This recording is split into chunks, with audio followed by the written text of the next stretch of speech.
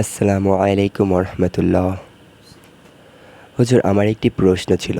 প্রশ্নটি হলো, রাসূল সাল্লাল্লাহু আলাইহি ওয়াসাল্লামের সম্মান ও মর্যাদার বিষয়ে আল্লাহ তাআলা কুরআনে কি বলেছেন?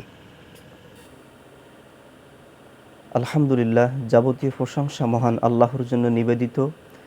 শান্তি বর্ষিত হোক মুহাম্মদ সাল্লাল্লাহু আলাইহি ওয়াসাল্লামের উপর। হ্যাঁ, একটি গুরুত্বপূর্ণ প্রশ্ন এসেছে। রাসূল সাল্লাল্লাহু আলাইহি ওয়াসাল্লাম মানবতার মুক্তির দূত এবং পৃথিবীতে আল্লাহ রব্বুল আলামিন যত মানুষ সৃষ্টি করেছেন, এই মানুষের ভিতরে, আল্লাহর সৃষ্টির ভিতরে সর্বোত্তম মহামানব হলেন মুহাম্মদুর রাসূলুল্লাহ সাল্লাল্লাহু আলাইহি ওয়াসাল্লাম। পবিত্র কোরআনে সূরা কলমের ৪ নম্বর আয়াতে আল্লাহ রব্বুল আলামিন বলেন, ইন্নাকা আলা খুলুকিন আযীম। নিশ্চয়ই মুহাম্মদ সাল্লাল্লাহু আলাইহি ওয়াসাল্লামকে আল্লাহ সম্মানিত করেছেন।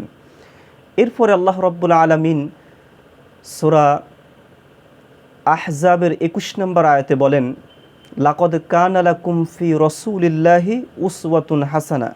নিশ্চয়ই মুহাম্মদ সাল্লাল্লাহু আলাইহি ওয়াসাল্লামের ভিতর মুমিনদের জন্য উত্তম আদর্শ রয়েছে।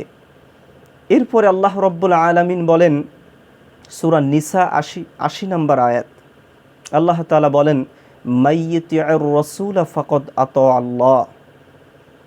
অর্থাৎ যে ব্যক্তি নবীকে মেনে চলল সে মূলত আল্লাহকে মেনে চলল।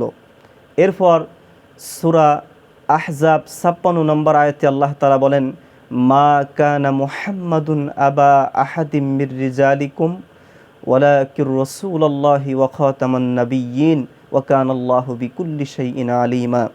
এখানে আল্লাহ রাব্বুল আলামিন বলেন যে আমি আমার নবীর প্রতি দুরূদ ও শান্তি বর্ষণ করি, দুরূদ পাঠ করি।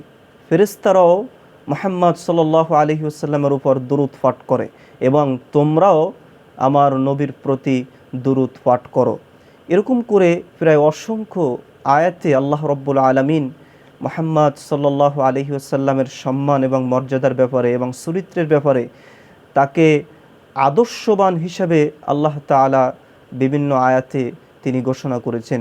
তো আমরা বলতে পারি যে রাসূল সাল্লাল্লাহু আলাইহি ওয়াসাল্লাম এই মানব সৃষ্টির ভিতর সর্বোত্তম এবং সর্বশ্রেষ্ঠ ব্যক্তি, যাকে আল্লাহ তাআলা তার বন্ধু হিসাবে ঘোষণা করেছেন। ওমা তৌফিক ইল্লা বিল্লাহ। আসসালামু আলাইকুম ওয়া রাহমাতুল্লাহ।